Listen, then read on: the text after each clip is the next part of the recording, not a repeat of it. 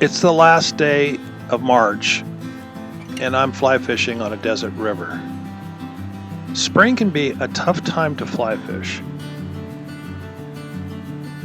Our tailwater rivers are being released. Runoff on our freestone rivers leaves us wondering, where can we fly fish?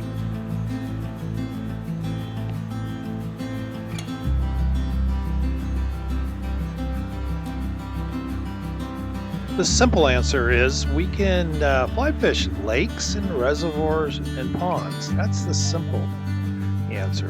The hard question is, where can we get on a river? Where can we get on a stream? That is what drives us crazy.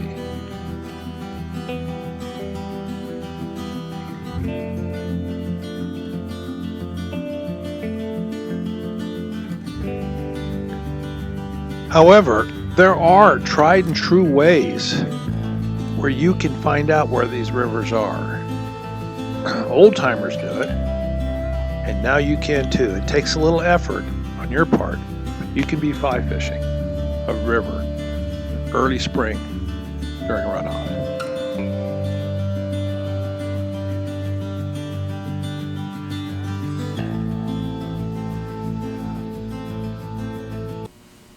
Hey, welcome back to the channel. I'm Mike at Northwest School of Fly Fishing, the old fish hobo, and it's spring and I can't find a place to fish.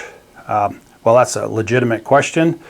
It happens every spring. It's certainly a question I get almost weekly. Where can I go? How's this river? And so on and so on and so forth. And that's just the way it is. Spring has sprung, winter's melting, and it's raising our rivers, and we're dealing with a lot of runoff. But you have to take a look at this runoff from a different perspective. And each city here in the Northwest, each city or in the West has its own set of circumstances, its own mileage, its own rivers, and everything is kind of like that. But you can search out and find a place to fly fish in the spring. I'm a guy that fly fishes 52 weeks of the year. I'm on some river somewhere, hoboing around, hopefully catching fish somewhere. And I've been doing that for most of my adult life. And I've learned that I can fish all the way through spring on a river somewhere. Most of us have another option called stillwater fishing, where we go out and we find a lake that's not governed by any kind of spring runoff or anything. And that's certainly a good alternative, and I've done my share of that in the past, and that's you got nothing to worry about. But for old hobos like me who love to be on the rivers, I can still go out on the rivers and fly fish. And for me, I find where these rivers are, and then I go catch fish. And you can find them too.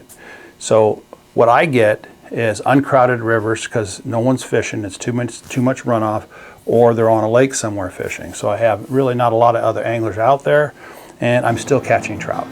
So let's take a look at that and how we can find these places that you can fish in your area.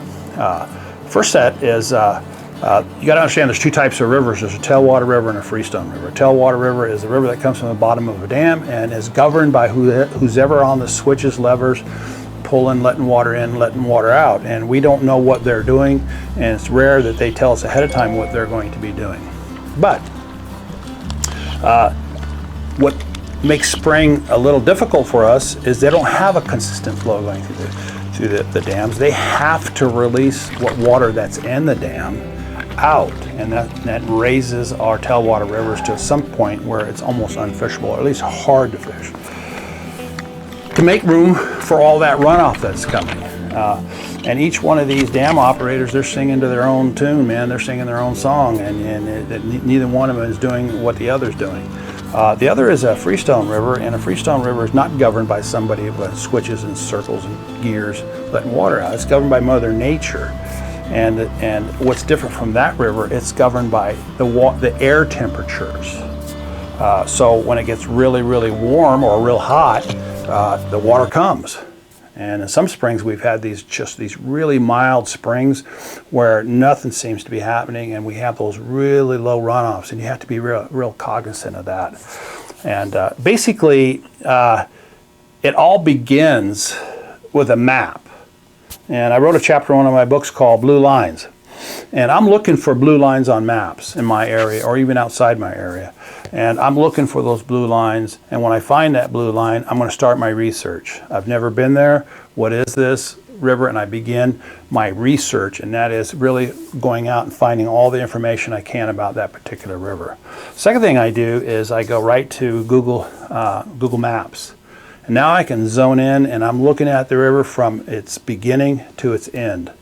And then I factor in other apps that you can get. And two apps that I use in particular are Trout Routes. And Trout Routes really helps me in terms of some of the regulations and whatnot on the river. And I can zoom in, zoom out, very similar to Google Maps.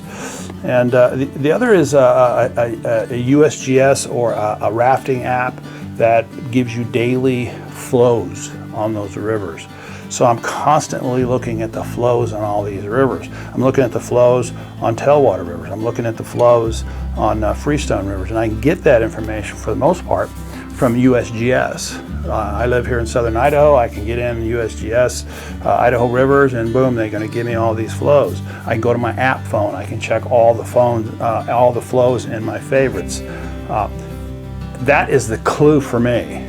So typically for me, doesn't matter what time of the year, when I go to fish a river, the first thing I do is check the flows. And I do that through USGS, or in my case, it's Idaho Power. In your case, it may be another power company, because these power companies are using water to generate electricity, and they have their own power grids and their own flow levels that they put out publicly too. And now I'm really starting to really narrow this down. Then it becomes, okay, I like this, I've never been there, I want to go there. Who do I know that's been there? And I spend a little bit of time trying to find out who's been there, what information's out there. And of course the internet has a plethora of information, but a lot of these are just unknown. And the last thing I do is I go. And that can be a dry hole, or it can be something that I'll be fishing every year forever. And in particular, a really good clue for you are desert rivers. In my case, I live here in southern Idaho, and I have Idaho deserts. I have eastern Washington, I have eastern Oregon, I have California, I have Nevada. I have all those right in front of me. And I can research and go in and find out about these rivers. And you can do that too. So it really begins, spring fishing really begins in the winter, and you start doing your research and go from there, because no one's going to tell you. No one's going to tell you. They're not going to tell you for two reasons. One, they've never been there, and number two, they've been there and they don't want you there. Okay, so you have to physically go out and do something in order to find out what these rivers are and where they are, and you too can fish year round. So that's what I do, and over the years in my journal, I know what river does what, and I can go there, I can plan it all out, I know where not to go, but I always look for, and I always go to, some blue line that I haven't been to before. And that's what you should do too. And if I'm lucky, I'll see you on the river.